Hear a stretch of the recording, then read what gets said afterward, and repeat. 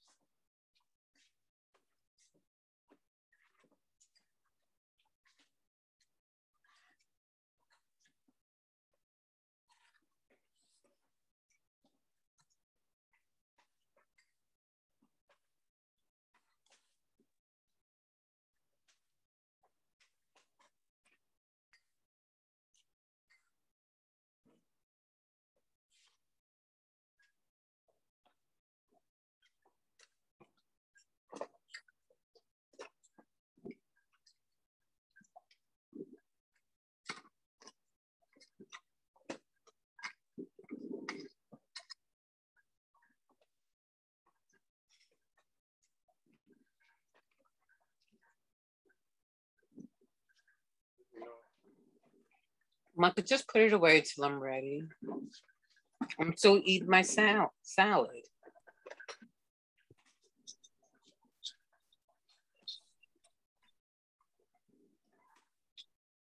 Good evening, Sebastian. Good evening, Sebastian, and welcome. Good evening, Omar. Happy New Year. Happy New Year to you too. Hi, Miriam, how are you? I'm just waiting on a couple more people to come in.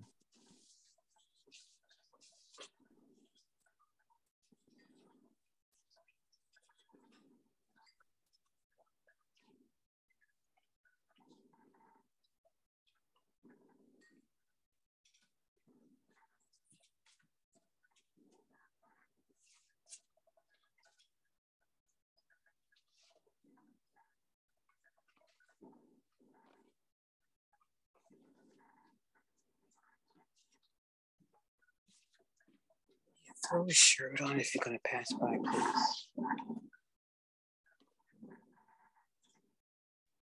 How's the carrot cake?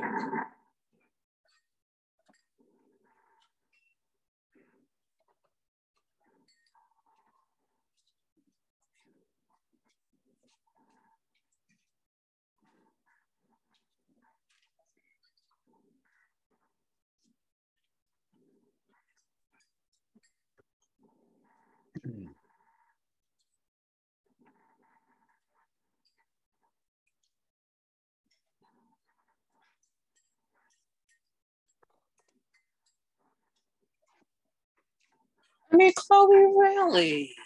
It's really good. It's not too sweet. I like it. Sweet, but as sweet as sometimes they're very sweet.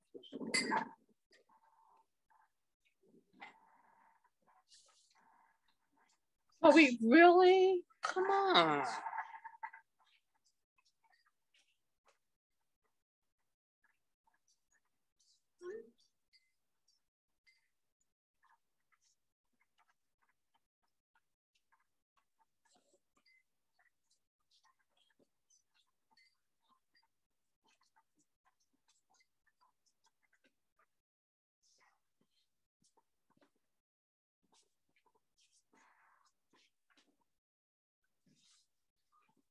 That's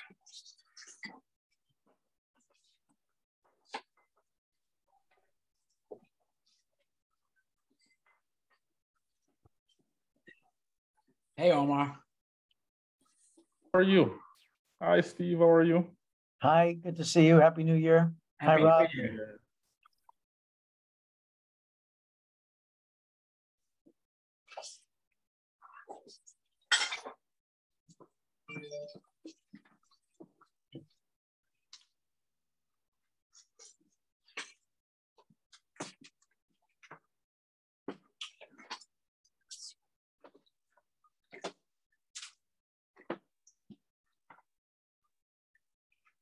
Thank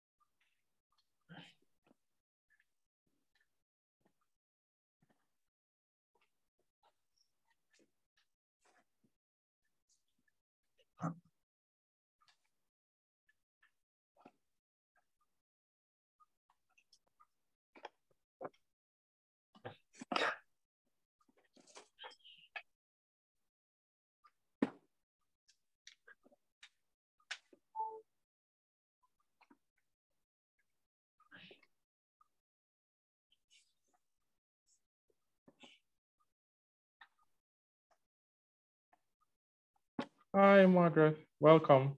Hi.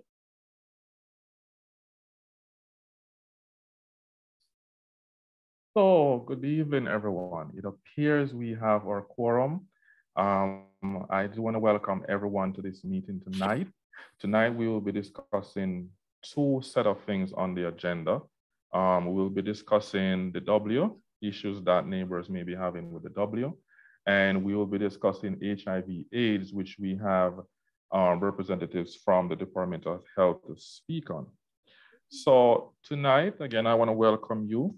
I want to begin with the W. There has been numerous complaints that has come into the board office about issues with the W particular patients.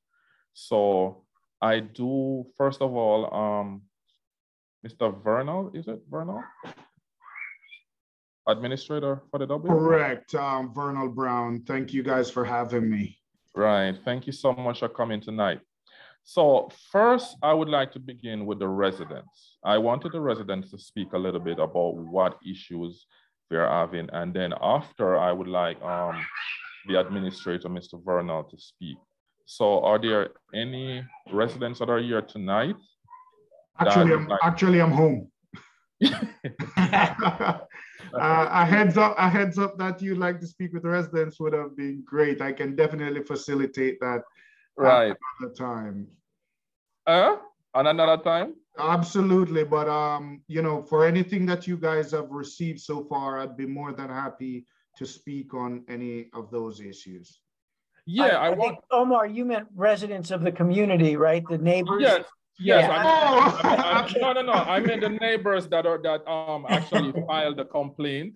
That you know, I wanted them to speak a little bit about what issues they're having, specifically them, and then you can address them, Mr. Vernal. That's what I was referring to. My apologies. We refer to the people who live with us as residents. So. Right. I'm sorry about that. I'm sorry. Hi, can you hear me? Yes. Hi. Yes, hi. My name is Belinda Hancock, and I have a very, very big issue. I don't know what the rules or regulations or what stipulations they have regarding the residents there, but are they responsible for them on and off the premises? Case in point, there's a female resident that I've seen time and time again. She is with a walker. Why is she out at 4 o'clock in the morning at the bus stop at 261st Street begging for money? Do these people not keep a track of their residents there? I mean, she's a target to get hit by a car in the dark morning or being attacked by God knows who. Wonderful observation. So just to highlight a couple of facts here, we're an assisted living facility. All our residents are either out residents or they might go up a bit more to PACE. We do not have any special needs resident in our facility. One of the chief objectives of residents living in an assisted living facility, and as per the directives of our DOH guidelines, is that we have to encourage independence as much as possible. But not at 4 o'clock in the morning. That independence actually means that they live there, they pay rent, they're allowed to come and go without limitations unless it's putting someone else at risk. In short, there are no, what you call it, time that they curfew. There are no curfews. So in other words, to say if she gets hit by a car or she gets mugged or raped, it's on her, and the facility does not assume any responsibility. So if we have a resident that we identify that resident and the behavior of that resident potentially put that resident or others at risk, there are steps that we can take to try to correct those behaviors. Because it's not, I've seen her do that like on more occasions than once. So what we can do in situations like that is we can educate the resident, and we document these sessions. We can also, strongly encourage her against the behavior. Can we mandate her not to go? Absolutely not. I just don't understand the kind of rule. I mean, from what my observation, I'm not a psychologist or a mental health individual, but I mean, for you to say to me that somebody would sit down and explain to her the dangers of it, I mean, she doesn't seem to have that mental capacity to even comprehend what she's doing is dangerous and wrong. That's just my observation. Understood. So all of our residents, just to clarify again, at a different level, all of our residents that enter the facility goes through a screening process. And the screening process, at the final of it also, part of that, you have a physician saying the needs of this resident can be met within an assisted living facility. While living there, there are also periodic checks to make sure that this status remains the same. Again, we cannot mandate them. We cannot lock them in. There is absolutely no use of restraint, physical or chemical, that's allowed within an assisted living facility. So yes, these residents, we will strongly advise not to. If we see a situation where they're putting themselves at direct risk or someone else, then we can do an assessment to see. Okay, well then would you like me to send you videos and pictures of her strolling around at 4 in the morning? I'd appreciate that, because that's something I could have myself and the case managers could meet with her, and we could educate her on the potential risk to herself with that kind of behavior. Okay, I'll be more willing to send you both pictures and videos of her out there, like why, but yeah, I'll send you that, because it's not a one-time thing that this has happened. It's not a one-time occurrence. This has happened quite a few times. I must also point out though that where a lot of the residents that we serve are pulled from the local community. And we're talking about individuals with practices that they've been doing 50, 60, 70 years. Not saying that it's necessarily right or that's how you and I would behave or someone else, but making these changes will not occur just overnight. I can guarantee you that I share your concern for the residents. I've been there now a year, and a lot of what we're trying to do and the improvements that we're seeing so far is based also not only on what we're doing in the community physically, but actually almost preaching to these people that, hey, you are worth something. You have to behave certain way. You have to interact with others certain way. It would seem as if we're actually doing classes in basic socialization all over again, but we are committed to having them being better people in general and in the community. So this is something that we do. All right, thank you. Okay. Belinda, you can fast forward those pictures to the board office, and then we will pass it on to the Okay. administrator. Thank you so much. All right, thank you. I see one on up, which is Rob. Rob, you have a question for? Yeah, I'd like to clarify something. Hi, my name is Rob Spalter, and my wife is Spalter, the chair of the Community Board 8. But we've been involved with the Riverdale Manor before it was the W, through various civic organizations. And Laura had created a community advisory board. The most recent one was like about 2015. And we met with Mr. Stark, or Aaron Stark. Aaron Stark, yes. Aaron Stark.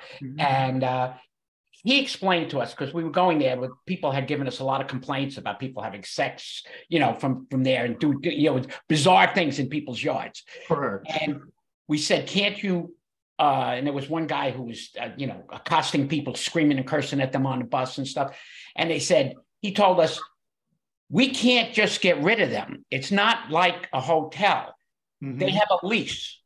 And with New York City having a moratorium on evictions, he said, it's not something we could say, well, you better shape up or you're going to have to leave, because it could go on for a year and a half. Correct. Trying to remove somebody. And I just wanted to know, is that accurate? That people need to understand that you're limited in what you can do. Absolutely. And it's funny you raised that, because I just had a resensitization with some of my staff regarding this today. So even with the removal of the moratorium, we are in a special situation per se. Socioeconomically, the people who we serve, and in some cases might not be any fault of theirs, but from a matter of socially cultured, are not necessarily the most elite. But for our residents, we're talking about a lot of people that have been down and out. In terms of having a home, for a lot of people, this is it. For a lot of people, this is the best they've seen, or the best that they will ever have access to. And we have to understand that. The behaviors are not necessarily what we would always expect of our most ideal citizens. And so there are times that even for us as operators, we would want to say, for the betterment of the community, which is what we call Riverdale Manor, maybe you shouldn't live here. That in itself is a whole process. We have to give them notices. We have to be meeting with them, documenting all of this. We have to write to DOH to say, hey, we're going to try to get rid of this person. Then it's a whole process through the courts. Now, the big thing going through the courts is this. Someone is typically homeless or has been homeless, or this is the last straw for them. Unless it's something that's obnoxious or really crazy, how many judges out there are going to kick someone out of that property and make them homeless? Right.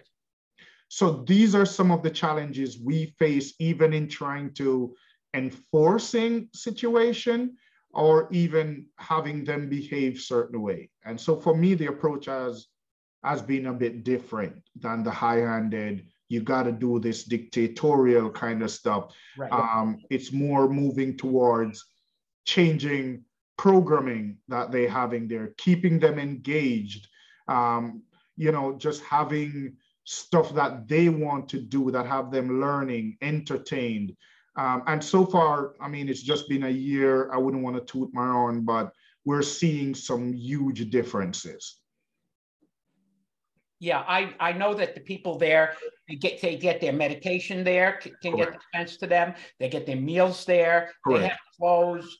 The fact that they sometimes are walking around without shoes on or panhandling for money, that is not a function of need. That's a function of social dysphoria, whatever you want to call it. They're not able to act the way we would hope that they could act. And, but I don't know if people know that, because, they're a lot of times they're out panhandling. Correct. I think, oh, these people, they need money. They don't need money. So here's the thing. One of the things that I've observed is that for panhandlers to be successful, they need to look a certain way. They need to present themselves a certain way. They need to create that need or that assumption of need for you to give them some money. As a part of living, most of our residents that are there receives, outside of paying their rent being paid, they receive an allowance each month, okay? We're not mandated to provide toiletries. We're not mandated to provide clothing of any sort. However, having come in and realized how most of my residents socialize and that they would prefer to use their money to purchase other things other than what we would consider bare necessities. Beer. One of the things that I have done is through the equal funding program of DOH for 22-23, I have actually submitted and gotten approval where I actually have budgeted outside of what we run for the residents. I actually budgeted $1,000 per month that I'm putting towards just running a thrift shop for these residents. They're not paying for anything. So we're buying clothes, toiletries, a lot of these things that they would prefer not to spend their money on, even though they should, just to make sure that, weather appropriate clothing, for example, is provided in case they need it. And your facility is nice there too. I saw, that you have a clinic area where they. I was very impressed. I was impressed. We're trying to do something. I came in the area and I realized it was a very nice area. Riverdale is. If you guys drive past now, I hope outside is looking cleaner. Flowers up during Thanksgiving, throughout Christmas decorations. We won't necessarily fit in with some of these beautiful houses there, but we're trying to be better than we have been. I appreciate that. Thank you so much. Thank you so much. No problem. I know this is a very extensive topic, and I was just informed that the Department of Health, they have a short window. So I see Sebastian and Margaret Dellas, and hope I'm going to let you speak. So Sebastian, I'm going to let you ask your question first, and then Margaret. Yeah, thank you, Omar. I just have one question. What is the screening and intake process like? Where do you get the referral, and do you have a choice during that intake and screening process? I could speak about intake and screening all day. Let me summarize it pretty much for you. So most of our residents are usually from nursing homes. We do get residents barely from the hospital, just because of the acute nature. They usually go to a nursing home.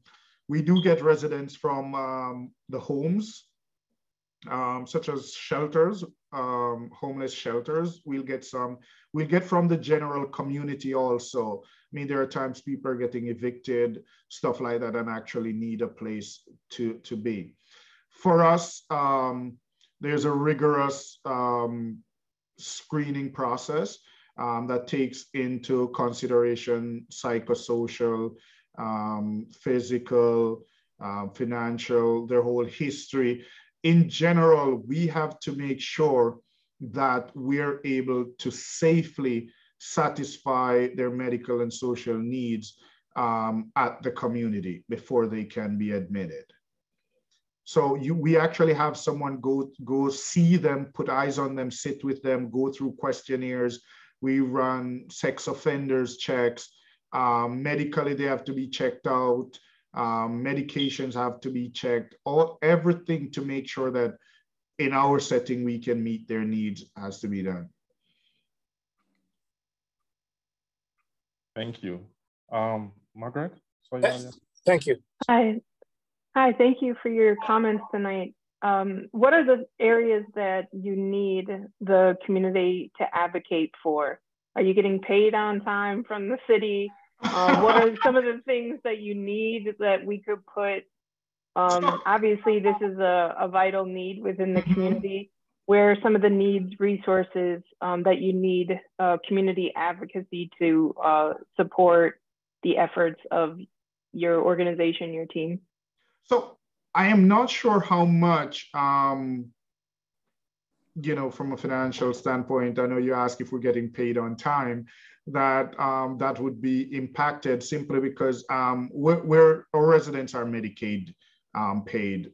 So, you know, the federal government usually sends that down. What I would encourage though is, as we talk about partnership, pop in some time, you know, community groups, pop in some time, you know, reach out to me. Hey, we do this, we do that. Can we come in and do something, you know, with the residents? I know during Thanksgiving, one of the local Catholic churches reached out. They wanted to do dinner, even though we were going to do dinner. So they did dinner on a separate day. So they had 2 Thanksgiving dinner. They had people there doing music for them. We ended up partnering with them to do Mass each Sunday, even though it's remotely. So, you know, rather than us being in one corner and you guys being in another, if I'm not sure all the programs that you have available, social programs, but if there's anything that the community would benefit from, I'd be more than happy to listen to that and see how we could incorporate that into our programming. If it's even for somebody to come and do a knitting class, we can do that, you know. And the more they're around people who can be like, hey, this is how we behave, hopefully we can have a little bit more of that cultural shift. Thank you so much. So, so you'll be willing to do a community advisory board? Absolutely. Right, okay. Absolutely. Okay. So yeah, we will, Belinda, of course, please, I beg you to send your pictures to the board office email. Yes. And we will work with Mr. Vernal to see if we can resolve some of these problems that are going on. And of course, we're going to explore the option of a community advisory board. Right, because also too, as mentioned by Mr. Spalter, there is another individual who can be quite menacing. He gets on the 9 bus. He rants and raves from the moment he gets on to the moment he gets off. You know, this is America. I'm a veteran and all like that. And the other day, he actually confronted me, and he actually went towards me as if he was going to do me bodily harm. And, you know, I threatened him, you know, if you hit me, I'm going to definitely hit you back. And this is very, you know, he's a very combatant person. And one of these days, either he's going to hurt somebody or somebody's going to hurt him. He's very combative all the time. And I assess him, and as everybody else, as a complete danger. Yeah, absolutely. That was the guy we were meeting about. Yeah. Yeah. That we were meeting about him. Yeah, he's always combative. People were writing. And then he physically came, he's like within inches of my face, and I told him he better back away from me. And that's not how we want our residents to behave out in the community at all. Again, it will be a process. I'm more than committed to try to, one, improve the quality of life for them there, but I definitely hold them responsible in terms of acceptable behavior within the community. How much? Yeah, because this isn't something that just sprung out overnight. This has been going on for quite a few years. Understood. And that's why, you know, with different approaches, we're trying to get them to start thinking like, one, this is a home, and two, in a home, we behave a certain way. And also outside in the general public. Correct. You don't threaten people. You don't harass people. And that's something I'll definitely take up at our next town hall meeting, because that's something I actually do now. We recently did a town hall meeting just before Christmas. So I try to do one each quarter. just so we can iron out certain things and set certain standards of behavior and otherwise in the community.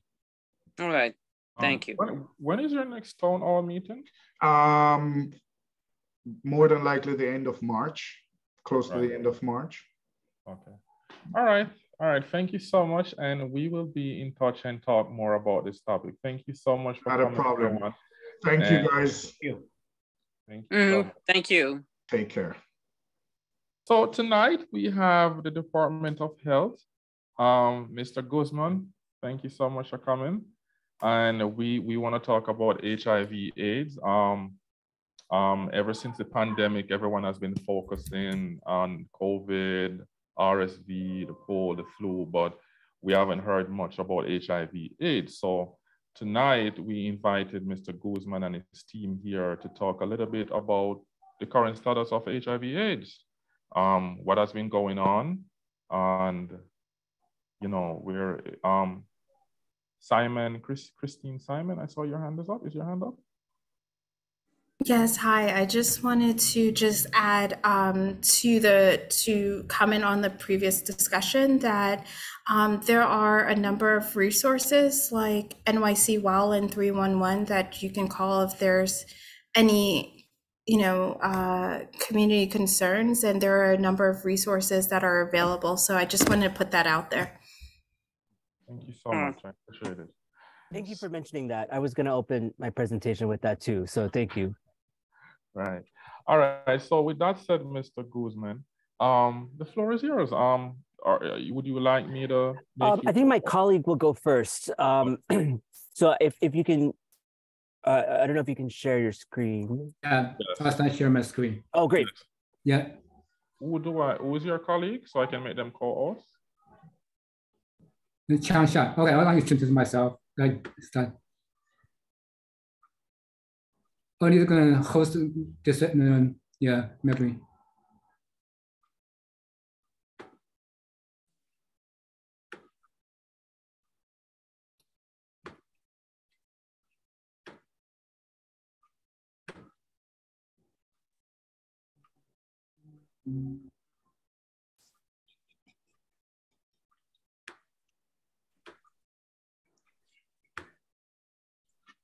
Okay, can you see my screen well? Yes. Okay. Thank you. Hello, everyone. Thank you for inviting me to the meeting tonight. My name is Chang Sha. I'm the Director of HIV core surveillance, analysis, and reporting within the Bureau of Hepatitis, HIV, and sexually transmitted infections. My job today is to give you a snapshot of the data we have just published in our annual 2021 report, and web surveillance tables and slides with a focus on the Bronx. So the first part of my plan for today is to give you a brief description of how surveillance works, what is reportable, who must report, what we do with the data, how we keep them confidential, and the strength and the limitations. Then I'll give you a few statistics about the Bronx. Lastly, I will show you the Bronx data for 2021 and how Bronx data differ from citywide data.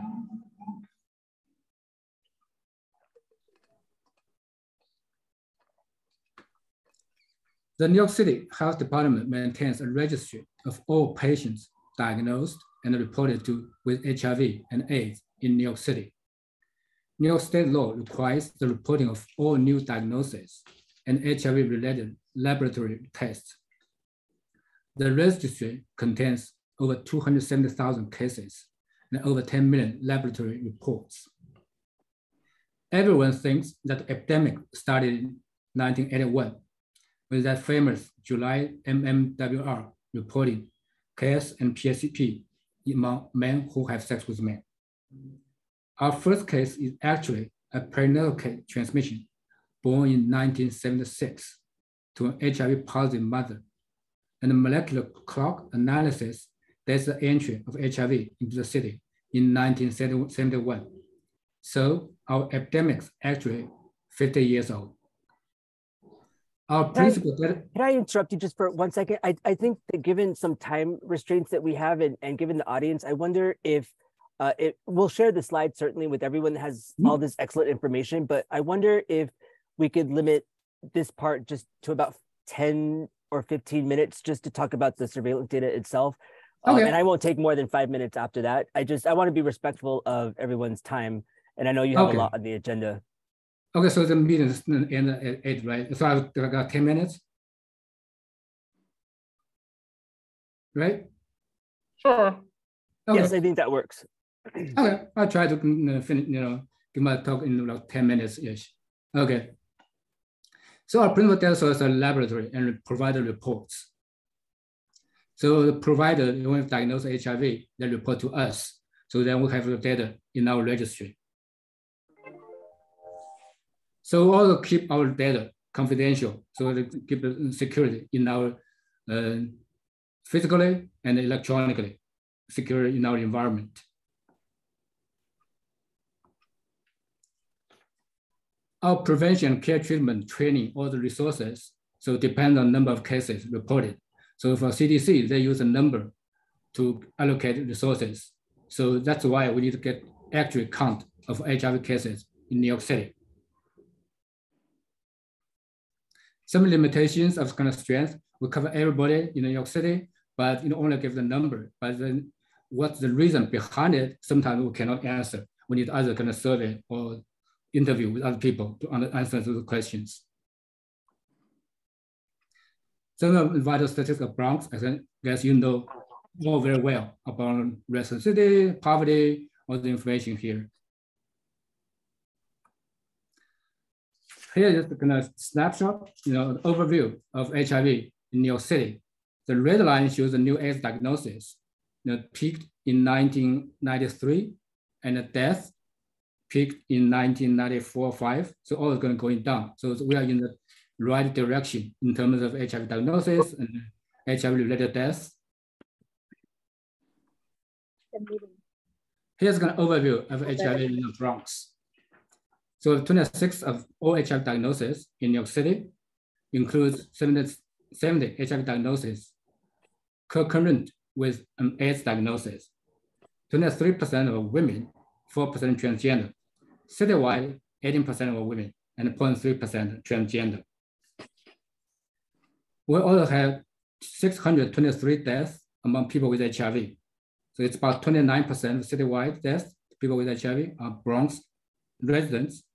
And Bronx rate is 12.1 deaths per 1,000 people with HIV. In the city, it's about 10%, 10 per 1,000. Now look at the number of HIV diagnoses by borough in New York City. This slide shows the number of new diagnoses by borough between 2017 to 2021. Brooklyn, the red line, had the largest number of new diagnoses in almost every year, but saw a decline in 2021. The Bronx, the blue line, the second one, had the sharpest 21% increase from 2020 to 2021. The previous slide showed the number. A better measure is rates. So basically it's the number of diagnoses per 100,000 population. You can see the Bronx has the highest rate for all boroughs and the steepest decline between 2020 and 2021. Now look at the number of new diagnoses by gender. Diagnosis among men dropped 15% and 22% among women. Transgender people had stable numbers. Women represent 23% diagnosis and transgender people 4%. As we already observed, women and transgender people are much higher proportion in the Bronx than citywide, where women represent 18% and transgender only 0.3% in citywide.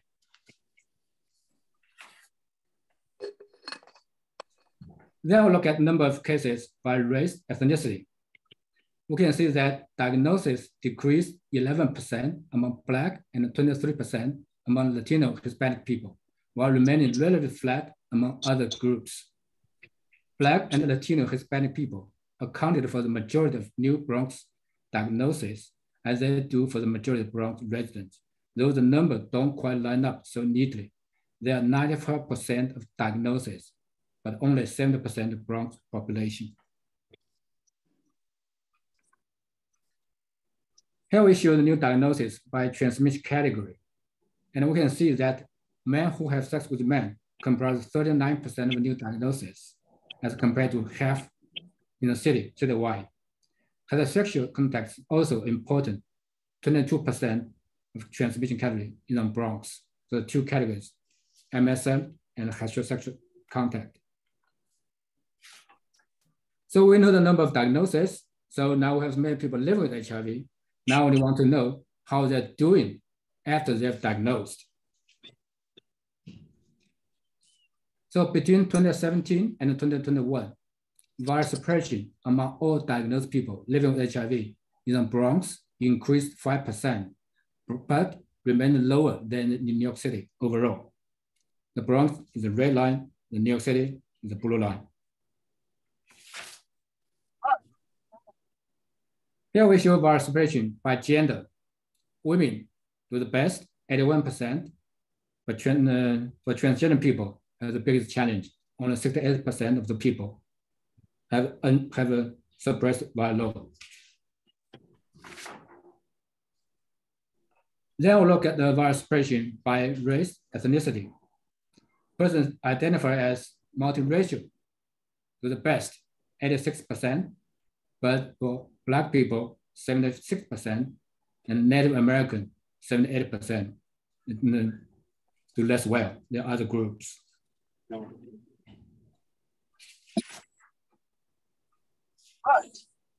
Then we'll look at virus suppression by transmission category.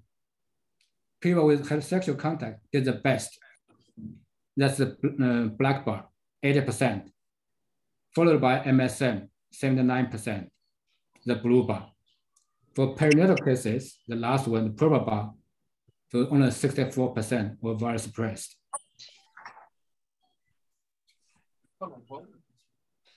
Can I just ask, what were the other methods of transmission or infection in that slide? It had come up before, the IDU and MSM IDU and TGSC. TGSC is the transgender with sexual contact. For other, we have a few cases like transfusion, blood transfusion, for other cases, and not a small number of cases there. What about the use of needles? Is that IDU? The IDU, injection drug user, yeah, that's a red bar. And there was a previous slide that it seemed to indicate that those were extremely small percentages of transmission in the modern day in New York City.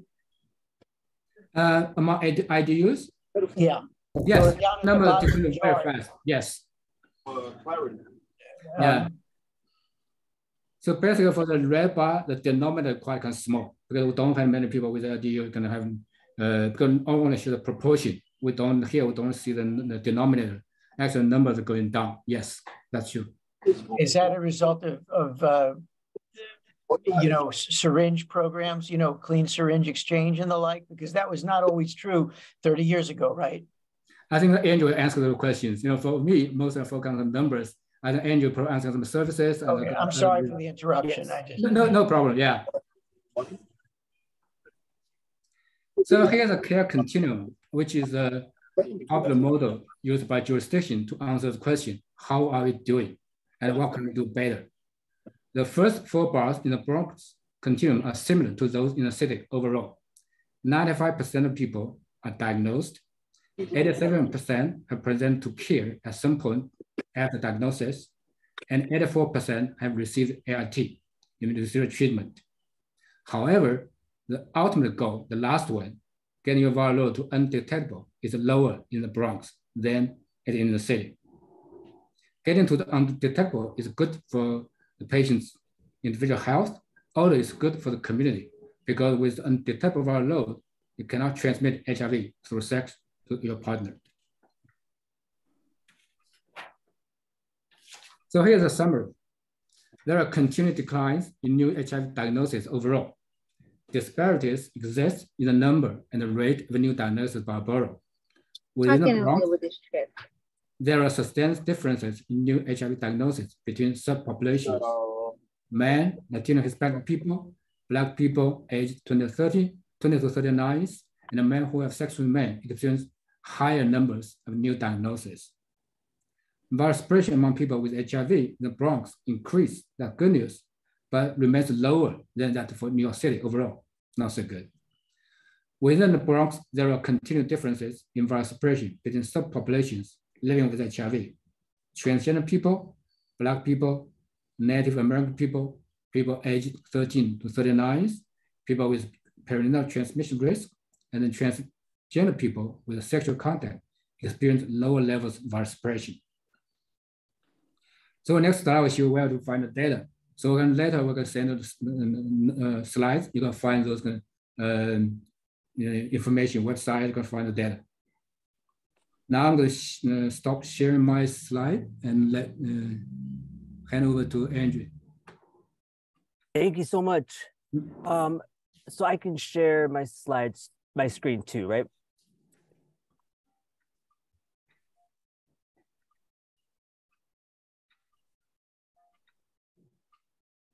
I think, there we go.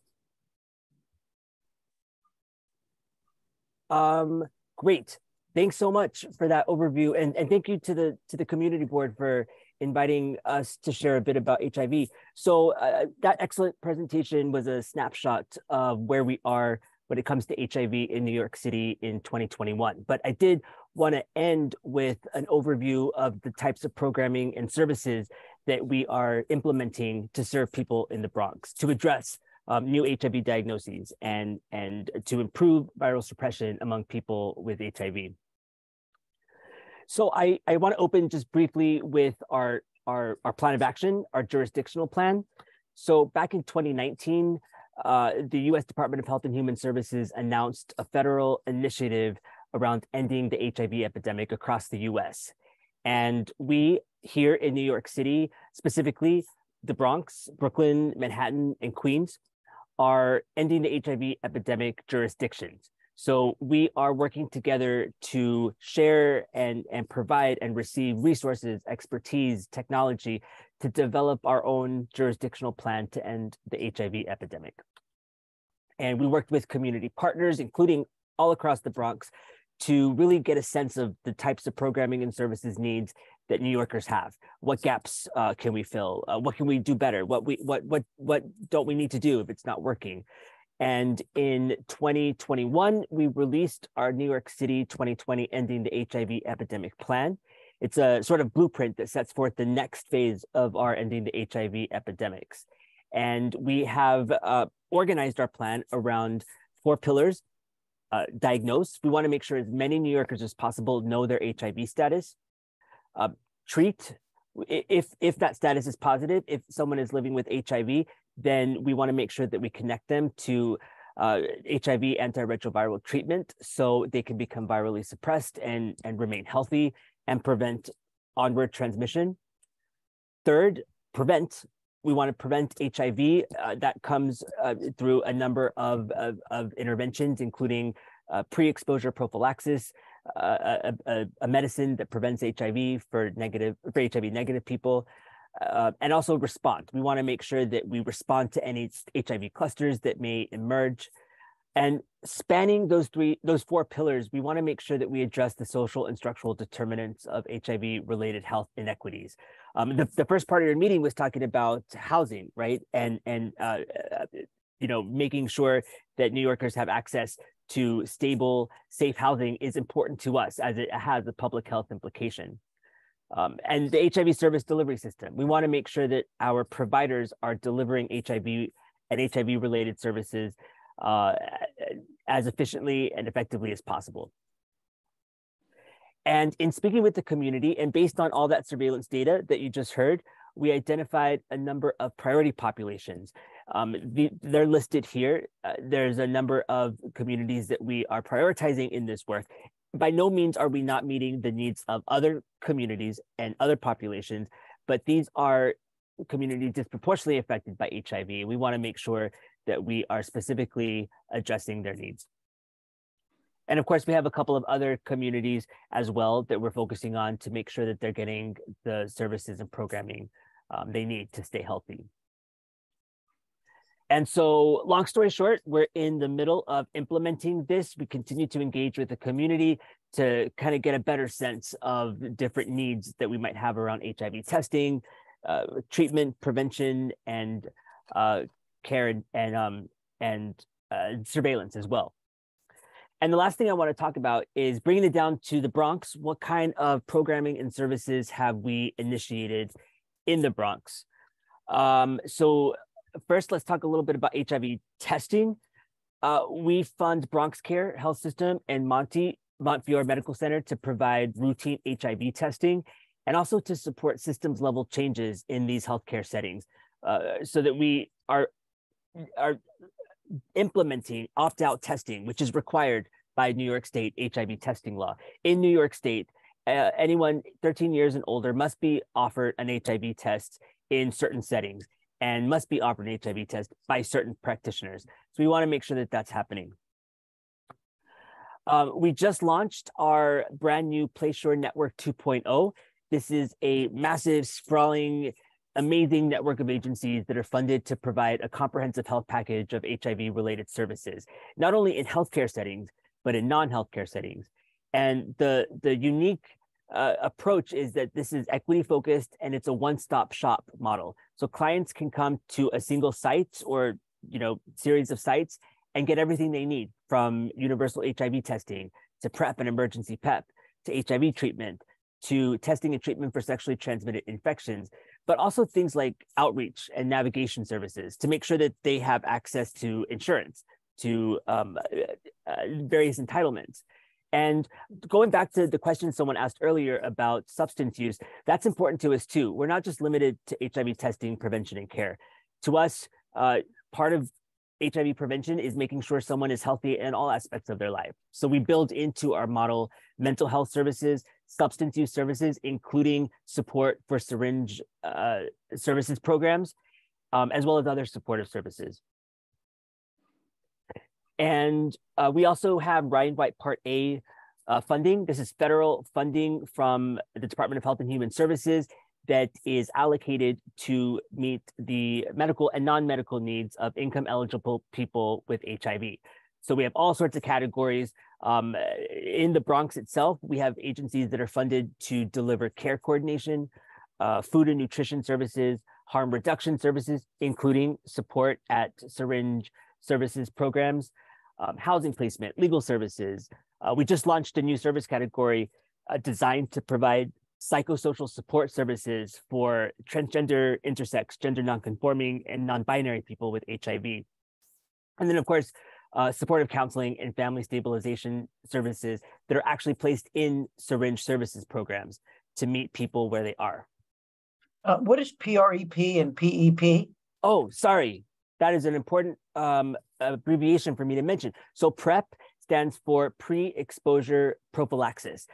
This is a medicine that people who are HIV negative can take, and they to protect themselves from HIV.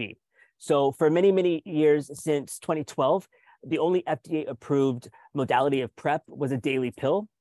But it wasn't until a couple months ago that we had a new formulation, which means you can get a long-acting injectable PrEP. So this is a medicine that people who are HIV negative take to stay HIV negative. And then can you say PEP, anything about? Oh, sure. Go ahead. Can you just say anything briefly about what the medical, what it is it that is it? It's not a vaccine. Is it? No. What is that kind of medicine that's been available since 2012? I could get into like the science of it, but it might be. It might take longer than I think we have. I can certainly send information on this. We have a whole webpage specifically dedicated to PrEP that talks about all of the evidence-based studies that occurred prior to FDA approval that ensures that this medicine is safe and effective and prevents anyone who is exposed to HIV from seroconverting to being HIV positive. So I can send all that. They could articulate it much clearly and quickly than I probably could. But rest assured, it is the backbone of our HIV prevention methods, not only here in New York City, but across the US. It is really where we're directing our HIV prevention efforts on a really global scale. And then similar to PrEP, there's emergency PEP, and PEP stands for post-exposure prophylaxis. So this is a regimen, a medicine that you take ideally immediately after a potential exposure to HIV, but you can take it up to 72 hours from that exposure. And it's a 28-day, once-a-day regimen that you take to prevent becoming HIV positive. So some have likened it to a sort of morning after pill for HIV. And this too, this is FDA approved for even longer than PrEP. So this is another fundamental component of our HIV prevention toolkit. Thank you. Sure. So this slide just briefly talks about various organizations here in the Bronx receive city council funding as well as city tax levy funding to deliver all sorts of services, harm reduction services, hepatitis B and C patient navigation, a really excellent program around HIV and sexual health for faith-based communities, as well as PrEP and PEP education and services. And just last year, the year before last, we launched a new initiative that funds 3 HIV clinics in the Bronx, Callan Lord Bronx, Community Healthcare Network, and Montefiore. And they are implementing evidence-informed interventions focused on priority populations with HIV. And the last thing I want to mention is some of our community engagement. Some of you may be familiar with the Bronx Knows. It turned 10 recently, but that was before COVID. So it's about a 13-year-old initiative. We expanded that to be New York Knows. This is a partnership between the health department and CBOs, community boards, many community boards, colleges, hospitals, businesses, basically all working to make sure that all New Yorkers know their HIV status. So really promoting and normalizing and routinizing HIV testing. These are coalitions that meet monthly and do a lot of programming to raise awareness of the importance of HIV testing. We also have a New York City condom availability program. We distribute an average of 30 million free safer sex products each year, including condoms and packets of lubricant. If anyone is interested, if an individual or a business is interested, you can reach out through our New York City Safer Sex portal online and order those. And that's all I have. I just want to close with saying that we are incredibly committed to ending the HIV epidemic in the Bronx. So much of our work is focused there. Some of our strongest community and provider partners are there. So rest assured, we're working hard on these programming and services, and we're always open to feedback, tips, suggestions, best practices, worst practices on how we can better serve the HIV and sexual health needs of people in the Bronx. So don't ever hesitate to reach out and we can have a conversation about how you think we should direct our services and programming. Thank you. Thank you guys for coming tonight.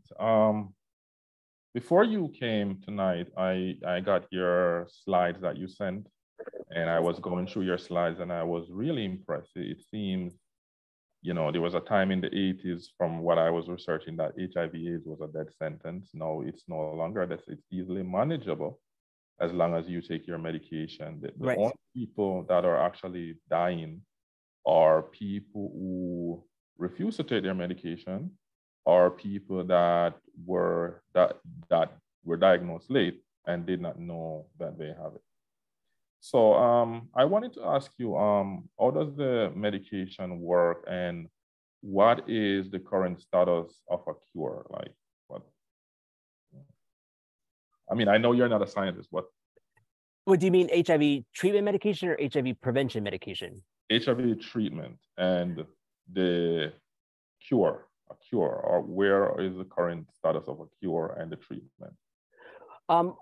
So feel free to jump in, but I was just going to mention that if you remember that large graph that showed the history of the HIV epidemic, and you saw that really significant drop in the mid to late 90s when it comes to new HIV infections and also AIDS-related deaths. Well, that coincides with the introduction of HIV highly active antiretroviral therapy. So this was the first time that the FDA approved a medication that was safe, safer than it was prior to that, and really got it out into the market. So when we talk about HIV antiretroviral treatment as we know it today, we can look back to 1996 when it really which really was the advent of that treatment. So since then, there have been a number of different formulations of HIV treatment, all tailored to different needs of different people with HIV. And generally, an individual's first HIV treatment includes usually 3 HIV medicines from a couple of different HIV drug classes. So it's a complicated subject to talk about to like a general audience, because it really is a conversation that should happen with someone with HIV and their provider to kind of think through what their needs are, what their circumstances are, and figure out the best treatment plan for them. But yes, you're right in that it's incredibly important to link people who are newly diagnosed or who are diagnosed and have fallen out of care. It's important to link them to HIV treatment and any kind of care and supportive services that can help them generally, but also help them stick with their treatment. So our work really focuses not just on connecting them to that series of drugs, but also providing them with the support they need to stay on those drugs and to remain healthy and virally suppressed, so that today, people with HIV are living lives as long and as healthy as people without HIV, thanks to incredible advances in science. Right. Thank you. Are there any more questions? No questions? Well, I want to thank you guys for coming tonight. Was Thank really you so much for having us. And I want to thank you guys for the good effort that you're making to end this epidemic. And thank you so much again. And we appreciate the good work that you're doing. Thank you very much. Don't hesitate to reach out if you have questions or requests. Have a good Wednesday night. Thank you. Bye-bye. So, I want to thank you guys so much for coming tonight. And I really appreciate this discussion. Are there any suggestions? What topics we could pick up for next meeting? I'm sorry, I don't have a suggestion, but I kind of accidentally wound up on this call, and I am a resident of the community, and I'd love to continue to attend this meeting if I could just be added to the listserv. Right. Can you send your email to the board? Do you have the board office email? I can look it up, but I'll do. Yes, please send your name and your email to the board office email, and in that email state that you would like to be you like to get notifications of the health committee meetings, and then they will forward it to me, and then they will work it out for you. Wonderful, thank you. So, Sebastian. Hi, Omar. Just wondering, I know that we had a long discussion last year regarding the budget priorities for our committee. Do we know if any of those things were actually? I'm going to talk to David Goldman and see out of the L committee's priorities which one were approved and which one were rejected. So I'll just reach out to him. All right, thank you. I think normally, and maybe not yet, but I think normally there's a time in the year when that same sort of a grid is distributed that has a column for the results.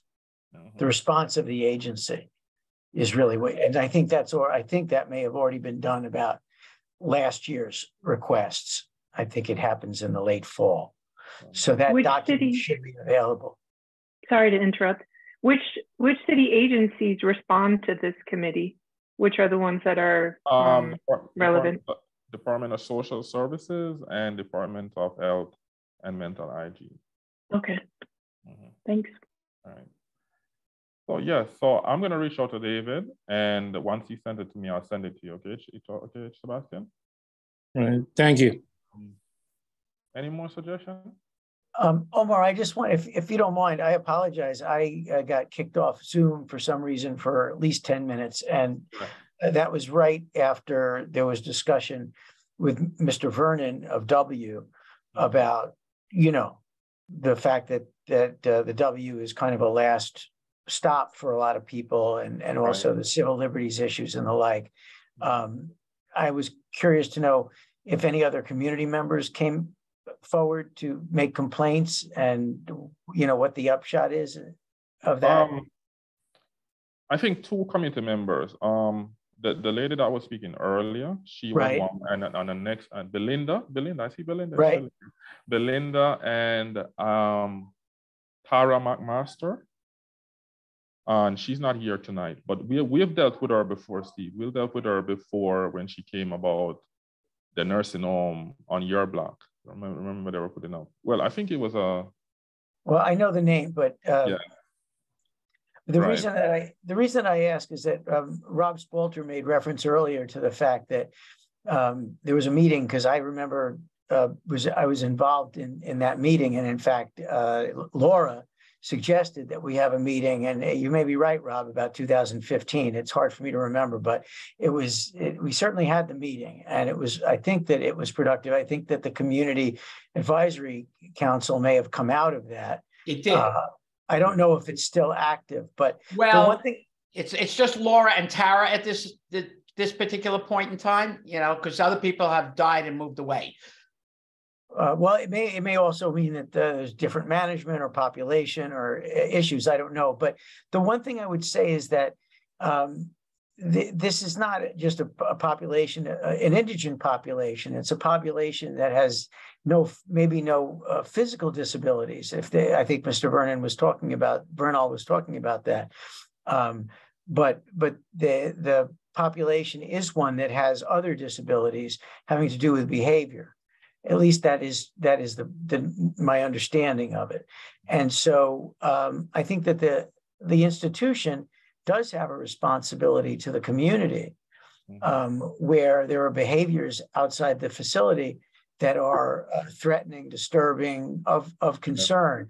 It's not, at least the way I interpreted what Mr. Vernal said was that, you know, it's kind of not, he didn't say it this way, but it sounded like kind of none of our business. He's a landlord. They're a landlord. Yeah, and that's, yeah, exactly. That's almost 100% incorrect, maybe 110% incorrect. And so I just, you know, I'm really sorry that I plugged out at that point, but that was a very different message than we got in whatever the year was, 2015, when we had that meeting. And that doesn't mean that people can't leave the facility at an odd hour. It's not a lockdown or anything like that. Yeah, I found his answer very disconcerting, to say the least. That being said, if it's, you know, it really just depends. I mean, if someone is aggressively panhandling during rush hour, or when there's, like, you know, kids going to school, that is 100% their responsibility, because if it's not their responsibility, then it involves police, and that's not good for anybody. No, right. For anybody. And that's the problem. If you call the police on somebody who doesn't have social skills, it turns into a disaster. Right, and it's not that the person is necessarily breaking a law, but if it's a problematic situation, people are going to get called even if there's no action taken, and that's not the ideal situation. And so, for example, I don't know, you know, I mean, it just so happens here that you know, Ms. Hancock may have photographs, you know, footage. That's great, but it's also the case that I don't know how many residents are there. It's not a gigantic facility. It's maybe the largest. 256 stab beds for 256. It's probably the largest facility of its kind in New York City. But that being said, if someone, you know, leaves the facility at 4 a.m. with a walker, I think that it goes without saying that should be noted and discussed with the social worker and the like. Any suggestion otherwise sounds to me like a complete dereliction of duty. And I'm very sorry that I wasn't on the Zoom for that, but I would, depending on what happened, and you and Omar, you were on the Zoom. Depending on how things worked out, I would suggest that the committee perhaps do a little research and ask people from the facility to come back to another meeting, not just the next meeting, but hopefully this year, to address some of the issues, and maybe there might be greater publicity of that sort of an appearance at the committee, because my recollection was that this was an amendment to the agenda, so that wasn't announced right away. Yeah. And so that could help as well. I mean, I'm not trying to get anything going in terms of rousing up the community. We didn't really publicize it because I didn't want to put 100 people on this call and then have everybody yelling about every aberrant bit of behavior that they observed, over the past 15 or 20 years. I mean, Steve, I've been living, since we got married in 1967, I've been living in North Riverdale. And a lot of that time, we've been involved in civics. And 45 years ago, Laura used to go with a friend of hers, and they had penny socials, they called it, at Christmas time. And Laura and this other woman would sing and dance long before cell phones. And I just wish I had recordings of that, because it would be worth a fortune now. But they would sing and dance for the residents. Oh, wow. Yeah. Well, Laura, whatever she's always into something. And well, the law changed a lot since 1967.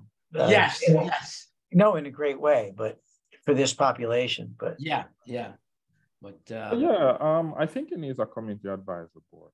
A community advisor board needs to be established, and it has to be comprised of more people than Laura and Tara. It needs a community advisor. And well, Belinda, I mean, I'm sure we can get some people to do it. I used to type up the agendas for her. She would tell me, type it up and email it, Right. The Veterans of Farm and Wars Auxiliary. That's what Camille was a part of. And she used to drag Laura. Dee Dee just texted me. Right.